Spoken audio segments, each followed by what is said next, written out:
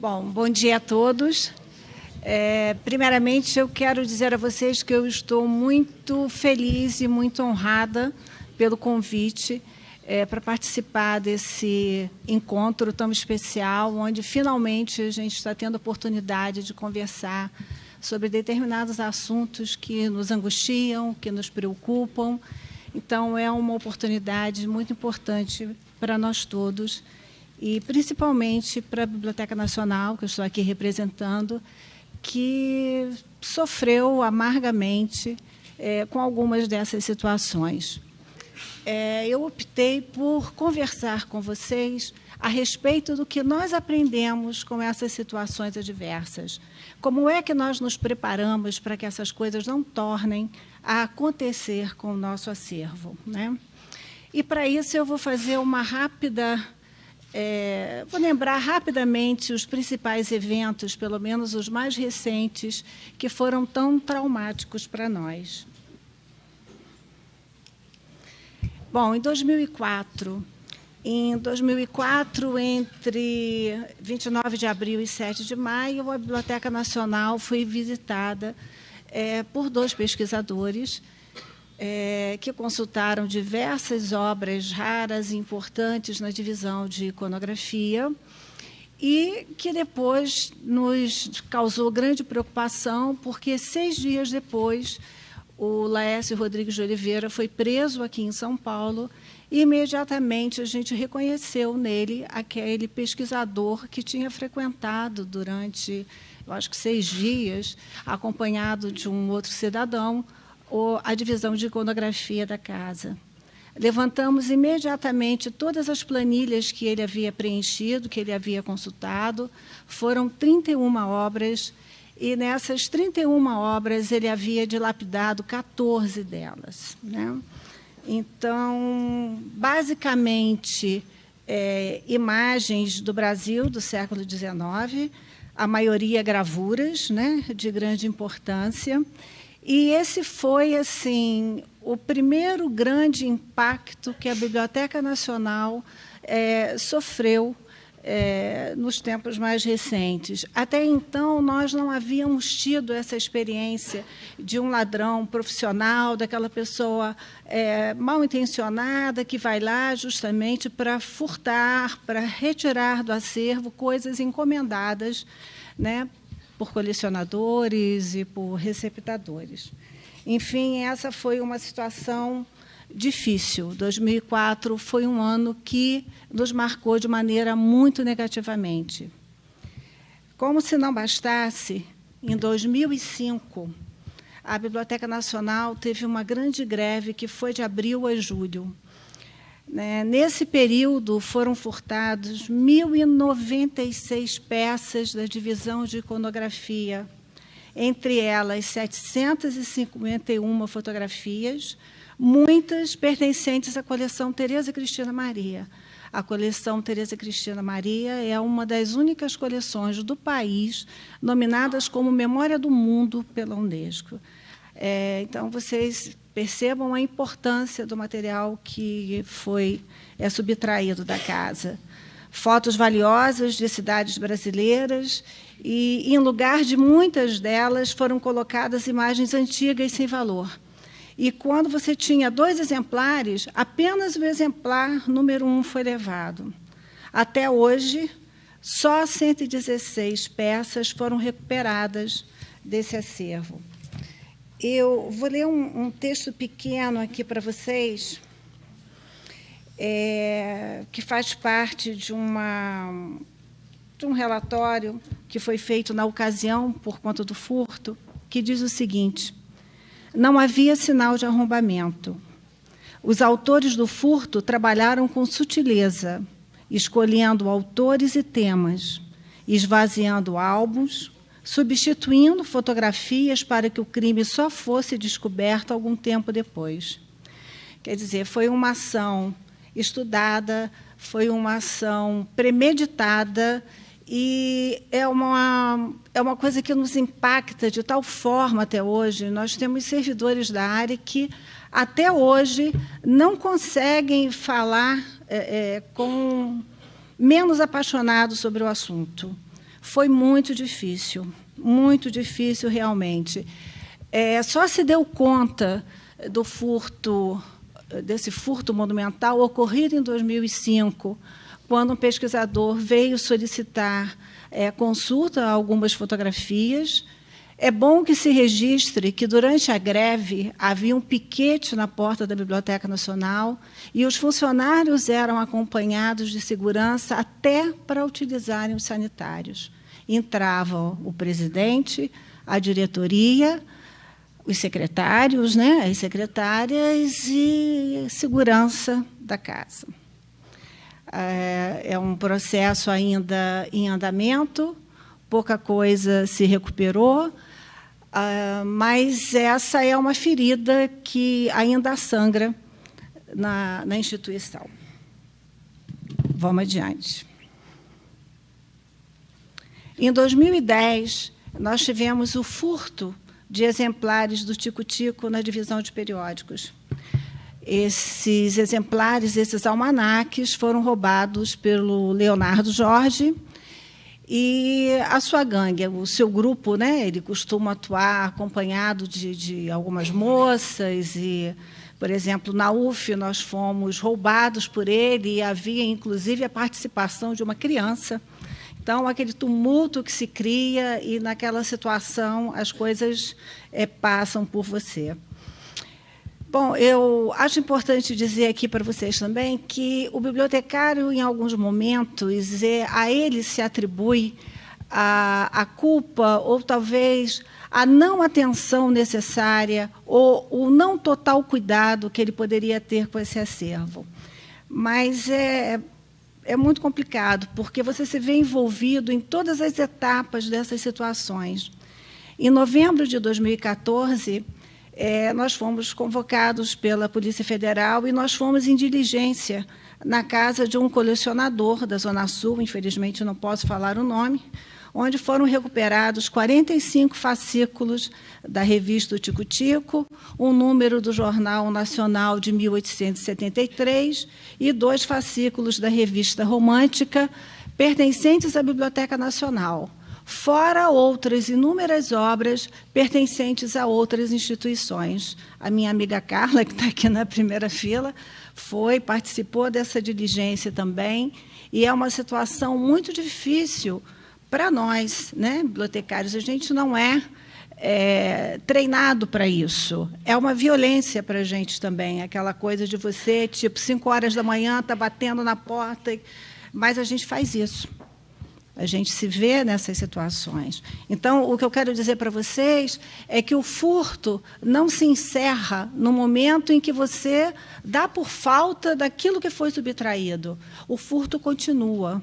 Ele continua te marcando e te acompanhando e te torturando, vamos assim dizer, ao longo do tempo. Para completar, em outubro de 2016, 7 servidores da Biblioteca Nacional, entre eles Carla, eu, outros demais, fomos convocados pelo Ministério Público Federal como testemunhas de acusação de uma das moças que acompanhou o Leonardo Jorge e, inclusive, esse cidadão da Alta, onde nós fomos em diligência à casa dele. Eu só quero que vocês notem que eles estavam acompanhados, do lado de fora, haviam 3 advogados. Do lado de dentro onde ocorre o julgamento, eu nunca tinha estado numa situação daquela, haviam mais 2. E nós estávamos sozinhos, porque, quando acontece isso, a instituição não tem apoio jurídico para te dar. O procurador diz que ele não precisa te acompanhar, e você vai sozinho, como testemunha de acusação do ladrão. Tá? Bom, mas tem coisa boa. Em 2015, nós localizamos através da internet, e, aliás, nós fomos alertados, inclusive, por um bolsista do programa de bolsas da Biblioteca Nacional. Nós fomos alertados por ele que havia uma obra pertencente ao acervo da Biblioteca Nacional que seria leiloada na noite seguinte. A peça, né, apresentava o ex-libris da instituição, estava parcialmente arrancado, com localização, carimbo e com ex-libris da coleção Tereza Cristina Maria. Nós imediatamente comunicamos a Delemap, né, a Polícia Federal, no Rio, e, no dia do leilão, a obra foi apreendida por eles. Dessa vez nós não fomos, graças a Deus. Mas essa é a página do leilão na internet. Não sei se vocês conseguem ler, mas está ali, ó. Livreto raro, período Brasil Imperial, pertenceu à coleção de Dona Tereza Cristina Maria, os Lombardos, ppp. Quer dizer, coleção Tereza Cristina Maria, já está se sabendo. Estou meio atrapalhada com isso aqui, mas vai. Do lado de dentro, vocês podem notar, de um lado, o ex-libris da Fundação Biblioteca Nacional, parcialmente arrancado, e a marca de propriedade da coleção Tereza Cristina. Vocês vão me dizer que esse leiloeiro não percebeu? Né? Bom, mas, enfim, o livro foi recuperado, foi devolvido pela Polícia Federal ao nosso acervo, está lá de volta ao seu lugar. Bom, então eu quis fazer assim, um apanhado ligeiro do que acontece no nosso dia a dia, e isso sem falar do vândalo mais comum das bibliotecas, que é aquele que vai com um estiletezinho, uma gilete, vai lá, tira a imagem que ele precisa e tal. Não é muito comum ocorrer isso na Biblioteca Nacional, por conta da monitoração, mas acontece. Já vi pessoas sendo surpreendidas fazendo esse tipo de atitude há bastante tempo atrás. Bom, mas o que eu quero falar aqui é do que a gente conseguiu fazer, o que a gente vem fazendo, como é que a gente vem se protegendo e se preparando para que isso não ocorra novamente. Primeira coisa, o monitoramento contínuo dos espaços, né? E não é tão fácil, porque algumas pessoas se sentem profundamente ofendidas. Nós temos reclamações na ouvidoria, nós temos reclamações que chegam diretamente por e-mail, mas, enfim, a gente tenta explicar, a gente tenta conscientizar, a gente tenta justificar as atitudes que são tomadas, mas é bom que vocês saibam que há, sim, essa reação do público. Ele reclama, ele não compreende, ele acha que não está certo, ele acha que ele tem que transitar livremente, não tem que guardar material no escaninho, não tem que ter ninguém tomando conta dele. Enfim, algumas pessoas se sentem ofendidas.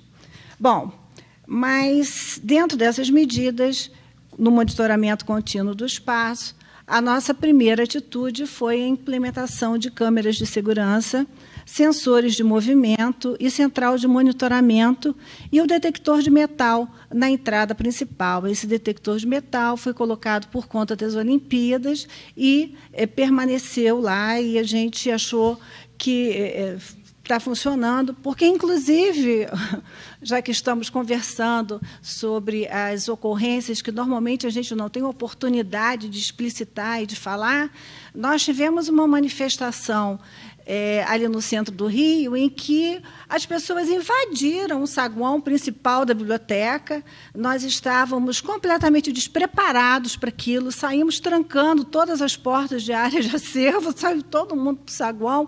Graças a Deus, foi uma manifestação pacífica, foi só um barulho, mas e se não fosse? Né? Por sorte era, mas e se não fosse? Então, essas coisas começaram a mexer muito com a gente. Bom, normas de circulação, né? Nós instituímos novas normas de circulação na casa. O saguão da biblioteca agora passou por uma reforma, um projeto do Glauco Campelo, que prevê uma circulação, um espaço mais clean, um espaço mais light, onde as pessoas possam se movimentar mais à vontade. E nós tivemos que reformatar aí todas as nossas questões de segurança. A gente teve que casar com o projeto Clean, do Glauco Campelo, a nossa necessidade, nem tão clean, de tomar conta daquele acervo fantástico que a Biblioteca Nacional tem. Bom, entre essas normas de circulação, a identificação diferenciada entre pesquisadores e visitantes, entrada restrita de pesquisadores nas salas de consulta. Por quê? A Biblioteca Nacional é também um instrumento cultural por conta da sua arquitetura magnífica ali no centro da cidade. Então, nós recebemos uma quantidade... 15 minutos já? Nem comecei. Nós recebemos uma quantidade imensa de visitantes e não havia uma regra muito, muito pensada para como administrar isso tudo. Então, era comum o visitante entrar na sala onde a pessoa está pesquisando. Né? Era isso que acontecia. Então, agora, a gente resolveu essa questão. Vou andar mais rápido, tá? Nós temos seguranças na entrada de cada sala de consulta agora e o acesso restrito aos funcionários dos setores nas áreas de guarda de acervo. Essa é uma vista da sala de monitoramento da biblioteca, né? Os guardas estão atentos, tomando conta do que está acontecendo. É possível você verificar o que a pessoa está lendo em algumas situações. Essa é a nossa equipe de segurança e brigada de incêndio, também uma equipe mista, moças e rapazes, que estão lá conosco já há algum tempo, sendo continuadamente capacitados e a gente tem buscado um diálogo grande com eles para que as coisas funcionem de maneira melhor, para que eles se conscientizem, para que eles consigam abordar o pesquisador sem maiores problemas, mas que sejam enfáticos, que sejam cumpridores assim, do que a gente espera deles. Esse é o portal de entrada da Biblioteca Nacional, né, o portal magnético, as pessoas colocam o material das suas bolsas antes de entrar. Isso tem sido bom porque é um primeiro, como é que eu vou te falar, é uma primeira peneira, né, que a gente passa para quem entra. A identificação dos frequentadores da Biblioteca Nacional, para vocês terem uma ideia, nós temos 17.500 pesquisadores ano. Não é muito, se você for calcular, dá mais ou menos uma média de 1.500 pesquisadores por mês. Nós já tivemos, há alguns anos atrás, um número muito maior do que esse. Quer dizer que tem menos gente pesquisando na biblioteca? Não. É porque nós temos 4 milhões de acessos na BN Digital. Então, a gente tem hoje um público imenso sendo atendido, só que um público imenso sendo atendido à distância. E, para vocês terem uma ideia do problema da visita, são 17.500 pesquisadores, mas são 77 mil visitantes. Então, você coordenar isso tudo, você tem que estar atento. Esse botãozinho não, essa a etiqueta adesiva é que o visitante usa para se identificar, e o pesquisador hoje na biblioteca, ele se cadastra com uma carteirinha e só apresentando essa carteirinha é que ele entra na área de acervo. Tá? O material é deixado nos escaninhos, quer dizer, você não entra nas salas portando bolsa, pochete, mochila, essas coisas, o material mínimo necessário de pesquisa.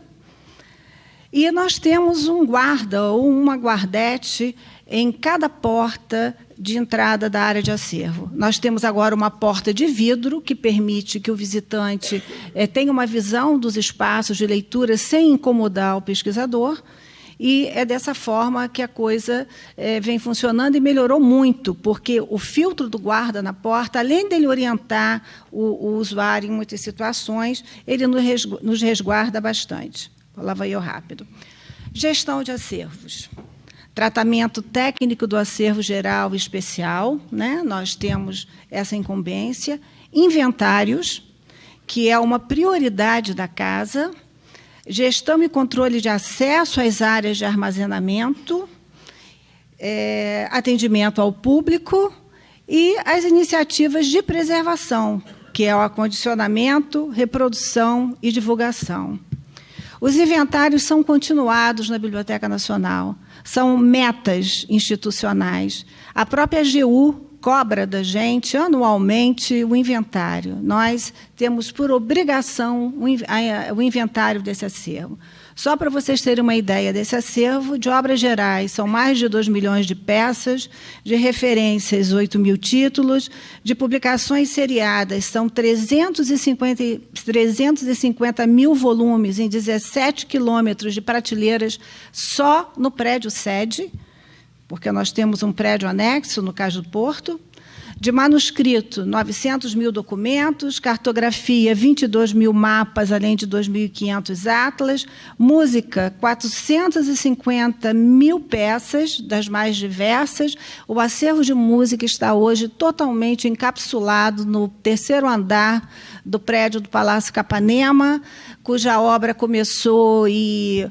Agora, eu não posso dizer que parou, mas eles estão refazendo a parte externa da obra. Enfim, esse acervo está lá, sob a supervisão do IFAM, mas o nosso coração vive assim, apertado, vistoria após vistoria, né? Não temos ideia de quando esse acervo sai de lá e de quando a divisão de música volta a funcionar. A iconografia, 250 mil peças. Bom, o inventário. O inventário é o cotejo das peças existentes nos diversos acervos com os instrumentos de busca.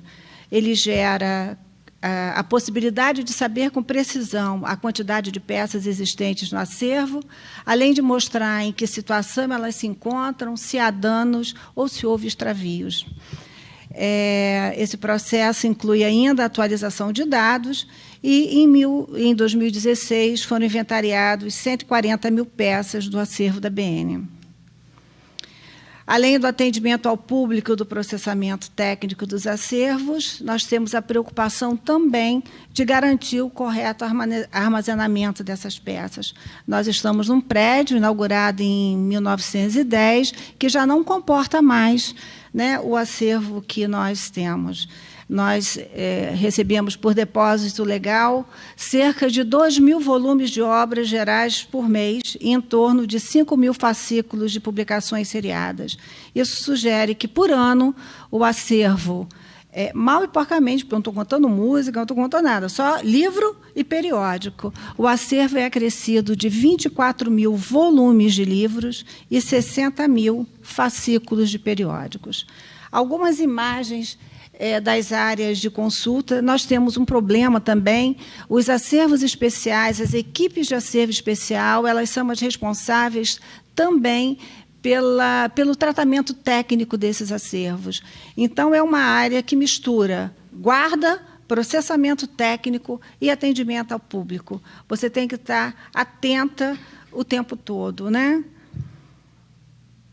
Aqui é uma visão da divisão de manuscritos acima, e da divisão de iconografia acima e divisão de manuscritos abaixo.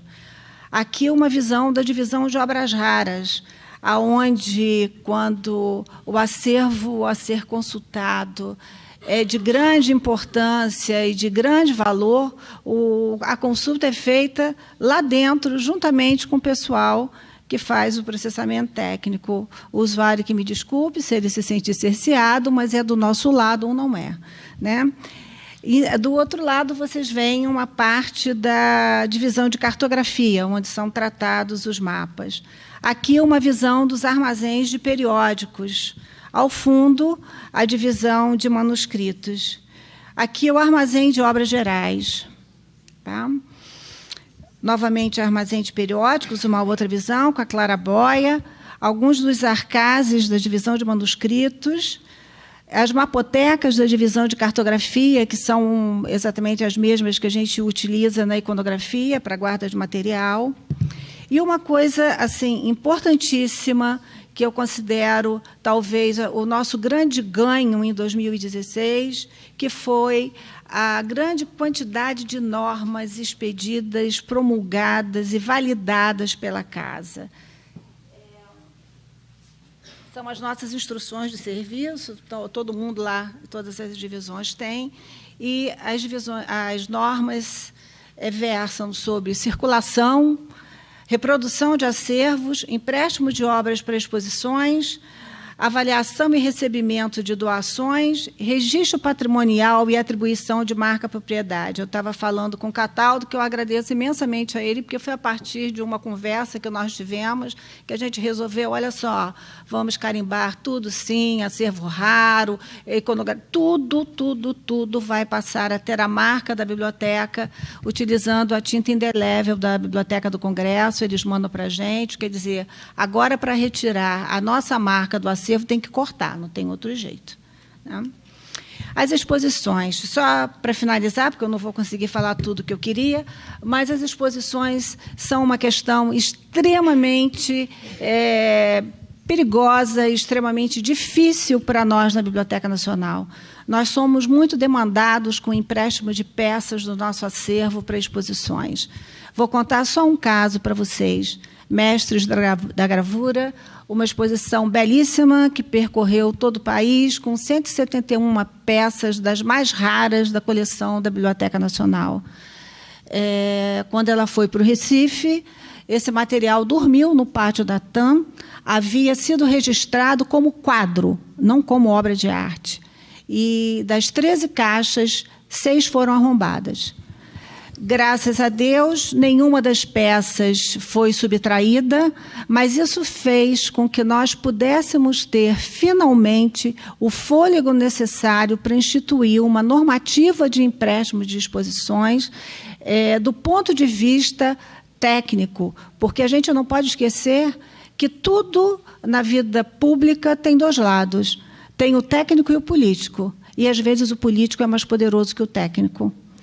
Então, depois dessa ocorrência, nós conseguimos, sim, fincar uma norma de serviço para empréstimos de acervos em exposição, que aborreceu muita gente, contrariou muita gente, mas que, para nós, foi de extrema importância.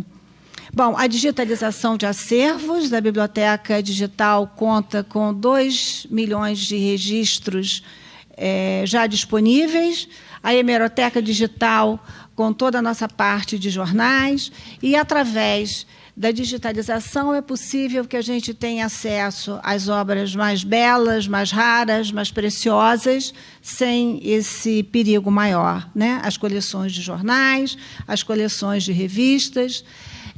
Não posso deixar de falar também do nosso catálogo de obras furtadas, também disponível na nossa página, onde estão registradas todas as obras que foram desaparecidas, o que, para nós, é muito importante, né? Eu queria mostrar com mais calma como é que a gente chega, mas, por exemplo, essa é uma obra que foi furtada e a gente tem a imagem apenas através do negativo que foi reproduzido.